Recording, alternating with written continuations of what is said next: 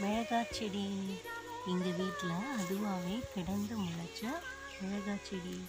அழகாக மிளகா முதற்கொண்டு கொண்டு வந்துட்டாங்க. ஸோ அழகாக இருக்காங்க.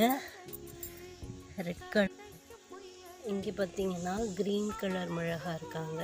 ஸோ க்யூட்டாக இருக்காங்க. ஒவ்வொருத்தவங்களும் எங்கள் பாப்பா பார்த்துட்ருக்காங்க. சூப்பராக இருக்காங்க. So super.